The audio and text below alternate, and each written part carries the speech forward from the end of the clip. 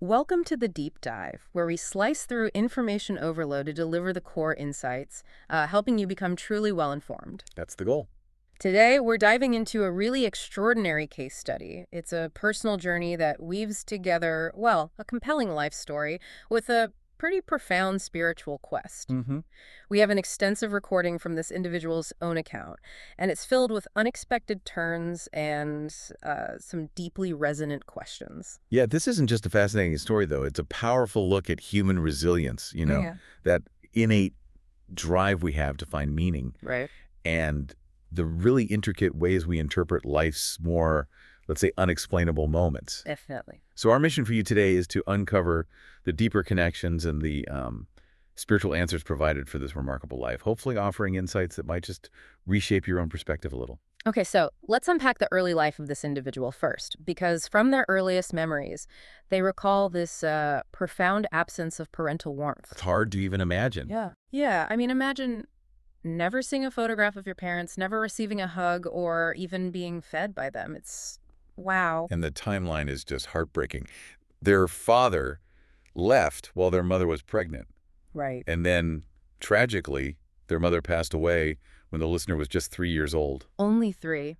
So that set the stage for a childhood really defined by constant displacement. Always moving. Constantly moving between various relatives, and each one required them to perform pretty demanding labor from a very young age. And we're not talking about simple chores here. No, we're talking everything from household stuff and farming until their body ached to hauling heavy rice boats and fetching water daily. It's just a harrowing account of persistent hardship. A relentless struggle, really. Yeah. And what's striking here psychologically is how that kind of early adversity, particularly the complete loss of both parents, it instills such a deep longing and this pervasive sense of being different. You can almost feel the emotional weight, can't you? Yeah. You really can. Bottling up sadness, constantly questioning who they are, where their parents were. Especially when peers tease them, for being without parents. That Yeah. kind of thing cuts deep. Absolutely.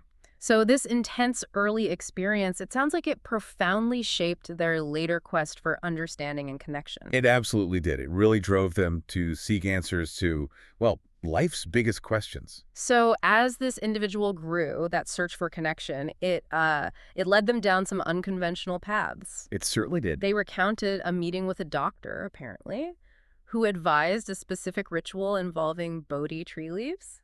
Kind of unusual. A bit unusual, yeah. The idea was collect 2 leaves, one for each parent, write their names on them, Okay. and wear them as an amulet. The belief was this would somehow invoke their parents' protection, keep them close spiritually. Right. A way to feel connected. And here's where things get really intriguing, because after performing this ritual, something quite remarkable happened. This is the part that stands out. 2 small Bodhi trees mysteriously sprouted right on the rooftop, apparently growing without soil, just on cracked cement. Just popped up. And even more, these tenacious little trees stubbornly regrew each time workers tried to remove them. Get this, the workers eventually just gave up. So the individual, understandably, interpreted this as a powerful, unmistakable sign. You probably would, right. Exactly. So they carefully planted them in pots and started venerating them as, like, living representations of their lost parents. Wow. Okay, so later in life, their journey shifted towards significant business success, but it wasn't exactly a smooth ride either. No, far from it. They actually recounted losing an incredible amount of money, 100 million baht, in business ventures. 100 million, that's huge. Huge. And not just once, but multiple times. Multiple times. But they recovered. Yes, and this is the astonishing part. They always managed to recover financially, often through things like land sales or government compensation. Huh. That's a really unusual pattern, isn't it? Crisis, then recovery, crisis, recovery. Almost cyclical. It really stands out. And when we connect this to the broader human experience, you often see this tendency to seek out and interpret signs when we're faced with deep emotional needs or things we just can't explain. Makes sense. These perceived miracles, like the Bodhi trees maybe, or the consistent financial recovery, they provide this profound sense of hope, validation even. Yeah, you feel like something's looking out for you. Exactly. So for our listener, these events likely reinforced a belief in some kind of guiding force. But it raises an important question for all of us, really. Which is, Are these truly supernatural interventions, or is there perhaps a different, maybe deeper explanation at play? Something maybe about universal principles. right, that's the core question. And the unusual occurrences, they didn't stop there either. No, the story keeps unfolding. So as a gem trader, our listener was once offered this rare blue-purple gem, Okay. and the seller claimed a white nun had guided them to dig it up, and the intention was to sell it to fund a temple. A nice story. A nice story. But our listener, guided by this strong sense of fairness, refused to buy it. They felt the price was unfairly low, even though they really wanted the gem. Interesting. Sticking to their principles. Yeah. But then, remarkably, not long after, they found an almost identical but actually larger blue-purple gem in Myanmar. And get this, at a very affordable price. Oh, okay. That's quite a coincidence. They described being absolutely stunned by the similarity. Just floored. I bet. And there were other things too, right? Other seemingly miraculous events. Yes, they kept unfolding. Like after desiring a representation for Mother Rice for their altar, boom! Rice plants miraculously sprouted in an old pot on their rooftop. Just appeared. Apparently grew perfectly and even bore grain, and then a revered Buddha image they really wished to acquire for veneration. It seemed to practically fly to their doorstep, How so? brought by a worker who just found it there, seemingly out of nowhere. Okay, that's pretty strange. And maybe most impressively, the Buddha relics they possessed. They increased in number from 3 to 9. Increased. That's the thing. Yeah. And they apparently exhibited these astonishing movements, drawing together and spinning rapidly in water, almost as if they were alive. These accounts, they really do make you wonder. They certainly do. These narratives highlight, a deep sense of connection to the divine, maybe, and a strong belief in the manifestation of desires. Right. And that concept you hear about sometimes, Gaius, that type of self-generated mystical being believed to live in certain gems Yes. and enhance an owner's fortune, Yeah. that often surfaces in stories like these. Okay. So for you, our listener, these details really bring to life this profound interplay between belief, intention, and what looks like extraordinary fortune. They are compelling stories, definitely. Absolutely compelling. Okay, so we've heard these incredible stories, hardship, resilience, what seemed like genuine miracles. Now it's time to sort of bring it all together. Let's connect the dots. Because our source doesn't just present these events. It offers a really profound framework that weaves them into this tapestry of cause and effect rooted in spiritual principles. Mm-hmm. Karmic principles, often. Right. So let's start by revisiting the listener's challenging early life. What does our source reveal about the karmic threads connecting back to those experiences? Okay, yeah. This is where the wisdom, let's say, truly deepens. It connects past actions to present experiences in some remarkable ways. How so? Well, the source explains that the orphanhood and the early hardship were rooted in karmic imprints from previous lives. Previous lives. Okay. As a man, in a past life, this individual had apparently committed infidelity, abandoning women they made pregnant. Wow. Actions that eerily mirror their own father's actions in this life, you see. That's a direct echo. A direct echo.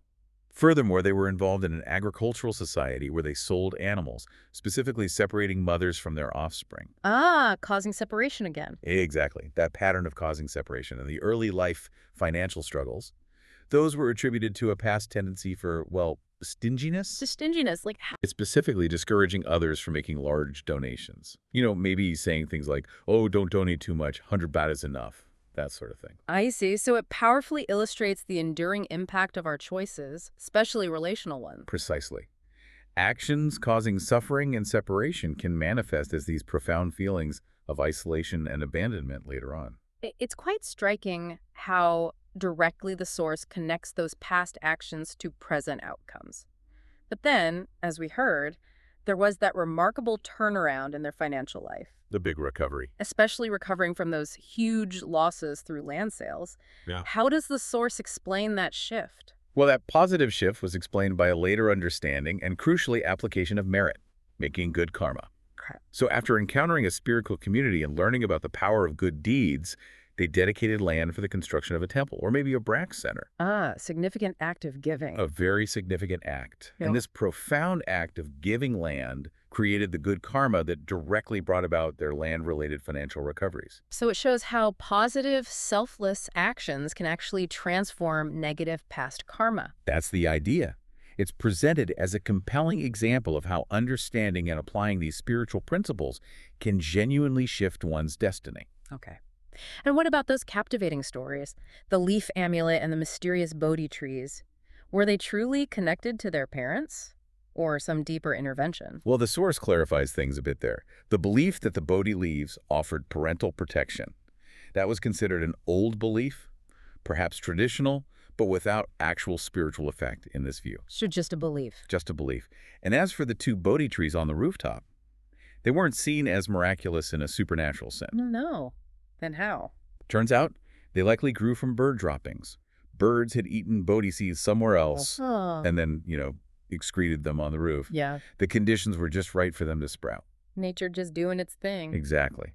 So what seemed like this profound, almost magical sign actually has a wondrously logical, natural explanation. It really reminds us how powerful our human tendency is to seek deeper meaning, even in everyday natural occurrences. Absolutely. We want to find that connection. Speaking of their parents, the source mentioned where they ended up after passing away. Yes, it did. The mother, due to her past good deeds and regularly receiving merit dedicated to her, was reborn as a beautiful goddess in what's called Davadung heaven. In this tradition, that's considered the second tier of the celestial realms, a place of immense joy and splendor. So she's well and thriving. It's good to hear. And the father. Sadly, the father's path was different. He apparently went to the fifth great hell, primarily due to alcoholism in his life. Oh, dear. Suffering intensely, the description was hot copper water poured into him. In this tradition, such outcomes are seen as direct results of destructive actions. A stark reminder. A very stark reminder about ethical conduct. However, it's important to note, he did receive some relief and a reduction in punishment from the merit that the listener dedicated to him later. So dedicating merit can still help, even in that situation. Yes, it can alleviate suffering, according to the source. Okay. Now, that story of the blue-purple gem, the one with the white nun backstory, that was quite captivating. What did the source say about stories like that and about that specific gem? Right.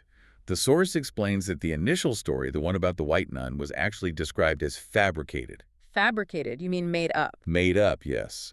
A narrative spun simply to make the gem seem more special and appealing for sale. A sales tactic. Essentially.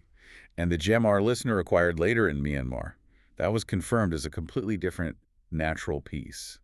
And importantly, it did not contain a Gaia seed. Gaia seed. You mentioned that earlier. Can you explain that concept again? What exactly is a Gaia seed? Sure. Think of a Gaia seed as a unique kind of spiritual presence. It's described as self-generated, not born in the usual sense, but just arising under certain conditions, often within natural objects like gems. Okay, a self-generated presence. Right. And when it resides within a gem, it acts like a conduit, or what the source called a coarse body for it. A coarse body. It's a sort of physical anchor. But here's the crucial part. The Gaia seed doesn't create your good fortune out of thin air. It doesn't. Then what does it do? It acts as a powerful amplifier. It boosts the good karma, the merit, that you, as the owner, has already accumulated through your own actions. So it enhances existing merit. Exactly. Its power depends on its own level of merit, and its ability to enhance your fortune is entirely dependent on your accumulated merit. It's an enhancer, not a creator. A subtle but important distinction. That is a clear distinction. Okay, so what about all those devotional beliefs we heard about? Mother Earth, Mother Water, Mother Rice. Are they considered actual deities in this tradition? According to the source, no. These are considered devotional beliefs, a form of theism, often created by people seeking psychological support or a connection to nature. So more like personifications. Kind of. They're seen as distinct from, say, the earth goddess that manifested during the Buddha's enlightenment. That was described as a temporary, specific manifestation arising from the Buddha's immense merit at that moment. I see. And there's a logical point made, too. Worshipping these elements while simultaneously walking on the earth, drinking water, or eating rice presents a kind of contradiction within this framework. Yeah, I can see that. So their worship is said to have no actual effect, as they aren't considered true entities with independent agency. Okay. And the miraculous rice growth on the rooftop, was that also explained naturally? Yes. Similar to the Bodhi trees, it was attributed to bird droppings again. Birds again. Birds again. They'd likely eaten rice grains in fields and then, well, excreted the seeds on the rooftop. Another natural process, not divine intervention by a Mother Rice entity. That's fascinating how these seemingly wondrous events had these natural explanations underneath. So if it wasn't divine intervention from those specific deities, how did our listener manifest those Right, desires? like acquiring the gem, the rice appearing, the Buddha image arriving, even the relics increasing. Yeah, it felt so miraculous, so intentional somehow. Well, the explanation given wasn't intervention from those nature deities. It was attributed to a powerful combination of two things. Okay, what were they? First, strong past good karma, especially karma accumulated with the spiritual community they became involved with. And second, a clear, strong, present intention or aspiration. Karma plus intention. Exactly.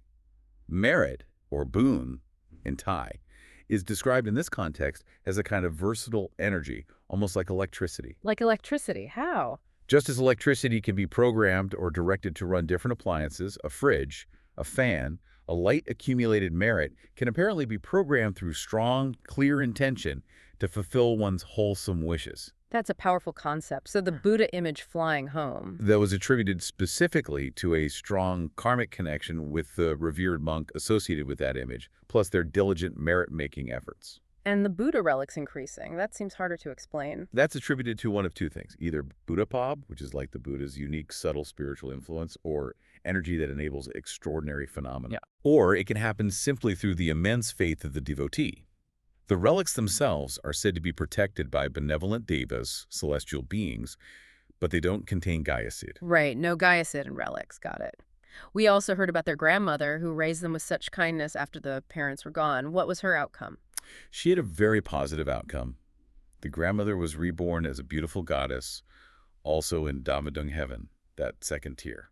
Oh, wonderful. So she joined the mother there. In the same realm, yes. Mhm. And interestingly, the source mentioned that her divine wealth and splendor actually increase whenever the listener dedicates merit specifically to her. Really? So there's a direct ongoing connection. A direct and continuous link, showing how our positive actions here can continue to benefit those who have passed on. It's a really beautiful illustration of that interconnectedness. It really is. Now, this listener clearly has a deep love for making merit, for doing good deeds. Very much so. It's a strong theme. But the source also noted something about them being sort of unattached to teachers, not deeply studying the teachings. What are the implications of that? That's an important point. Yeah. Their love for making merit comes from a good place, a past affinity for building good karma and a deep awareness of suffering. That's the positive side. But the potential downside of not deeply studying the Dharma, the teachings, or really attaching to a knowledgeable teacher for guidance, is that while they accumulate much wealth and resources from their generosity, they might lack the deep wisdom to use it effectively. This could lead to unclear life goals, maybe misusing that wealth, which unfortunately could potentially lead them back into difficult life cycles later on. So generosity is crucial, but wisdom directs it properly. Exactly. It highlights the need for both generosity and profound wisdom for achieving sustainable well-being and true spiritual progress. One without the other isn't the complete path, according to this view. That makes sense. And their relationship with their stepchild, it started out really difficult with animosity, but then healed completely. Was there some past life baggage there? Interestingly, no. The source explicitly states there was no past enmity or binding karma between them from previous lives. Oh, so the difficulty was just current life stuff. Exactly. The stepchild's initial dislike stemmed purely from a current life fear, the fear of losing their father's affection to this new person. A very understandable childhood fear. Very understandable. And the healing came about because of the listener's actions in this life. Their patience, their forgiveness, their consistent acts of kindness. Those actions ultimately won the stepchild's heart. So it's a powerful example of how present actions, rooted in compassion, can overcome immediate challenges and genuinely transform relationships. A beautiful, real-world example within the case study, yes. Okay, finally, we touched on their current husband and also the friend who owns the radio station. What were their karmic connections to our listener? Right. The listener and their current husband, the source says, had actually been husband and wife in past lives. Ah, a recurring connection. Yes, but with a pattern. They apparently often separated after arguments, found new partners, had children with those partners, and then eventually reunited later in life. Which explains their current family situation with children from previous relationships. Precisely. It maps directly onto their current complex family structure. And both of them had also been consistent supporters of the spiritual community in those past lives. Okay.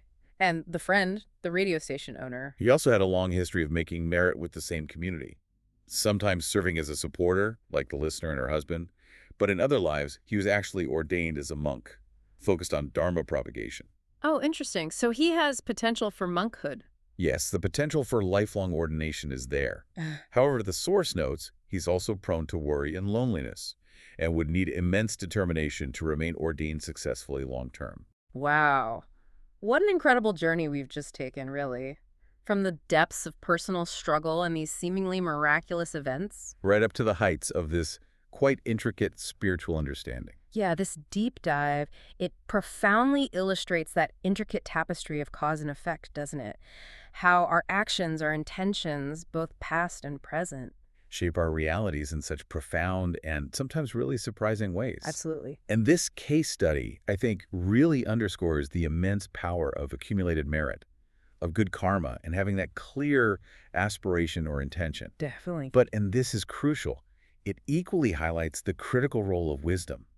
Wisdom that comes from actually studying the Dharma, the teachings, and seeking guidance from knowledgeable teachers. Right, it's not just what you do. Exactly. It's why you do it and how you do it, and crucially, what you ultimately understand about the purpose behind all those actions. That makes all the difference. So for you, our listener, maybe take a moment to consider how our own intentions and actions, even the seemingly small ones, are constantly weaving the intricate tapestry of our future. Guiding us towards both those unforeseen challenges, perhaps, but also unexpected blessings. Yeah. And perhaps the most profound insight here is that while the journey might be long, maybe winding, understanding the principles behind it, like the ones we explored today, can truly transform our experience. It empowers us, hopefully, to navigate life with greater clarity, maybe more purpose.